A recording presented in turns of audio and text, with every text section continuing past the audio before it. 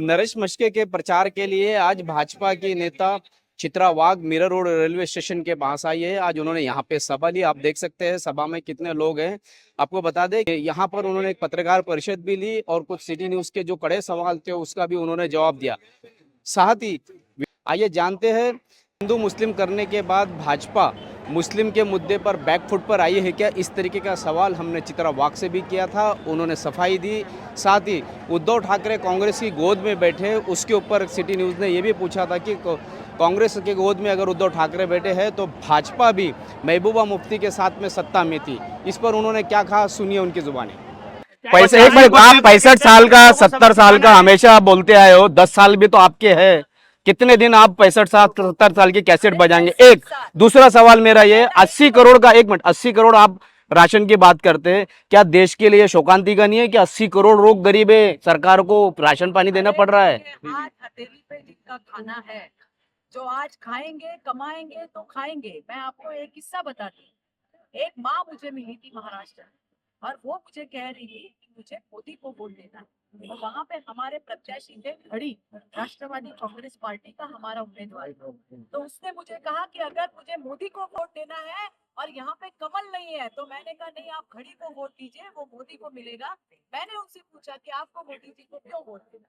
उस माँ का जो जो जवाब है वो हमारे लिए बड़ा महत्वपूर्ण है। उसने कहा मेरे दो बेटे हैं, लेकिन दोनों मेरा ख्याल नहीं रखते। मेरा तीसरा बेटा दिल्ली में बैठा है, जो हर महीने मुझे राशन भेजता है। मुझे किसी के दरवाजे पे जाने नहीं लगता। ऐसा मेरा बेटा मोदी है और इसके लिए मुझे उसे वोट देना। तो ये लोग क्या कहते हैं उससे अभी कोई लेना देना नहीं है। जिन लोगों को राशन मिल रहा है आप उनसे पूछिए कि उनको क्या लग रहा है। आज सभी के पास, जो जब से कोविड आया है हमने देखा है, अभी कोविड से हम बाहर आए हैं, लेकिन आज भी मोदी जी ने लोगों को राशन दिया है और दे रहे हैं, और लोगों की दुआएं उनके साथ हैं। और इनके ऊपर थोड़ी ना कुछ है जी। ये मराठी बोल रहे हैं, मराठी लोगों के तो टाड़ू वर चलोड़ी खाता। हमने देखा नहीं वो पत्राचाल का क्या घोटाला करके रखा हुआ है, वहां पे कौन है? मराठी लोग ही तो बैठे हैं ना। और आपने किया क्या? आप तो कांग्रेस के गोद में जाके बैठ गए। वो कांग्रेस जो हिंदुत्व की द्वेषी है। और आप कहते हो, मैंने तो ऐसे भी देखा था, न्यूज आई थी नरेंद्र भाई कि अभी जय भवानी हा शब्द वापरायचा नहीं। तो अभी वो क्या है जवाब, वो तो वो इलेक्शन कमीशन देगा। लेकिन मेरी जैसी कार्यकर्ता सोचती है कि भाई क्यों ऐसे बोला होगा, तो अभी वो कांग्रेस के गोद में जाके बैठे, हिंदुत्व से इनका क्या लेना देना? नहीं नहीं, आप भी रुक रहे, ये भी देखा कि रैली में पाकिस्तान के झंडे दिख गए। अभी और क्या अधोगति बाकी रह गई?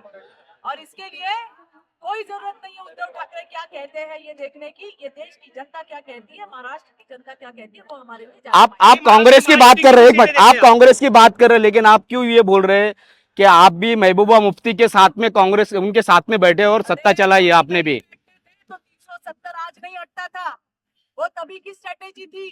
370 आज हटा है। कश्मीर के भाई और बहनों को जाके पूछो, जहाँ पे लाल चौक में वहां तिरंगा नहीं फहराया जा सकता था, आज जाके उनको पूछो।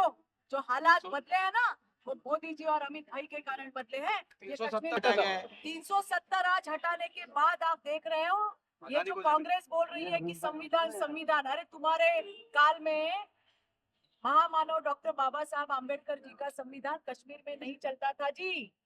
ये तो मोदी जी है, उन्होंने कश्मीर से लेके कन्याकुमारी तक बाबा साहब का संविधान चालू कर दिया है। मुस्लिम बयान पर आपको लगता नहीं कि भाजपा बैकफुट पे आई और अब आप लोग सफाई दे रहे? जैसे कि अभी थोड़ी देर पहले, एक मिनट मेरा सवाल पूरा होने दीजिए, अभी थोड़ी देर पहले मुस्लिम का इशू पूछा नहीं गया, लेकिन फिर भी आपने सफाई दी। पूछा नहीं गया नहीं। जिस प्रकार से फतवे निकाले हैं, ये फतवे महाविकास आघाड़ी ने निकाले हैं, और इसके लिए मुझे दुख हुआ है। पहली बार महाराष्ट्र में हिंदू और मुस्लिम ऐसे अलग करने का पाप इन कांग्रेस वालों ने किया है, इन राष्ट्रवादी वालों ने किया है, और इन नकली शिवसेना, नकली राष्ट्रवादी और ये नकली ये जो कांग्रेस है जो अभी नीचे जा रही है, इन्होंने किया हुआ है। ये पाप उन्होंने किया है। हमने तो सभी के लिए काम किया है। हमने मुसलमानों के लिए भी काम किया है, हमने सिख के लिए काम किया है, हमने जैन के लिए काम किया है, हमने हर एक के लिए काम किया है। इस भारत में रहने वाले 140 भाई बहन हमारे हैं, ये सोच के हमने काम किया है। पर जिस तरीके से ये महाविकास आघाड़ी ने जो फतवे निकाले हैं कि मुसलमान भाई और बहनों को फिर से भड़काया गया कि महाविकास आघाड़ी के ही लोगों को आप ये अपना मतदान करो।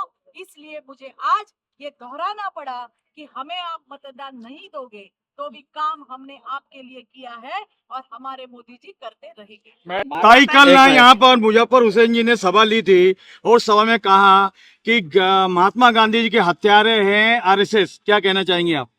मुझे उनको सिर्फ इतना ही कहना है, 65 साल आपके हाथ में देश था, 65 साल में आपने लोगों के लिए क्या किया।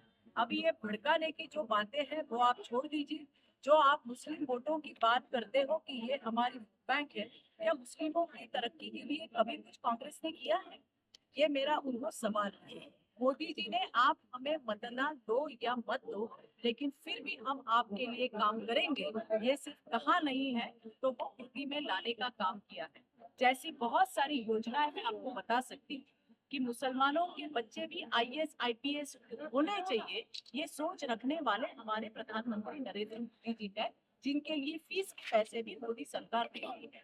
जिसकी बेटी ग्रेजुएट हो जाती है, शादी जैसी योजना उसके खाते में 51,000 रुपए मोदी सरकार डाल रही है। इनके लिए उस्ताद योजना हो, दीदी योजना हो, न जाने कितनी सारी योजनाएं दी है। जो माइनॉरिटी मंत्रालय है उसका बजट बढ़ाने का काम किया है, और ट्रिपल तलाक जैसा एक सशक्त कानून लाने की भी धारणा सिर्फ बोला नहीं है, वो मोदी जी ने करके दिखाया। मुझे आपको यही कहना है, ये आप 65 साल मुझे आपको यही कहना है कि मुसलमान हमें वोट दे ना दे, हमारे मोदी जी हर जात धर्म पंथ के परे जाके इस देश के हर नागरिक के लिए काम करते हैं। हम कोई जाति में विश्वास नहीं रखते। उद्धव ठाकरे कहते हैं गद्दारों को सबक सिखाना है, उनके डिपॉजिट भी जब्त करनी है, क्या कहेंगे? अरे उद्धव ठाकरे के औकात का फुग्गा है ना, वो तो लोगों ने 2.5 साल पहले फोड़ दिया। इसके लिए उद्धव ठाकरे और उसके चेले चपाटे क्या बोलते हैं उसमें ज्यादा ध्यान देने की जरूरत नहीं है। एक तो सुबह में उनके बाजू में बैठता है टीम टप्पर संजय राउत, जो एक आर्थिक घोटाले में जामीन पे बाहर निकला हुआ आरोपी है। इन लोगों को ज्यादा सीरियस लेने की कोई जरूरत नहीं है। जब आपके हाथ में था आपने कुछ नहीं किया। कोविड में लोग मर रहे थे, आप तो फेसबुक लाइव पे आ रहे थे।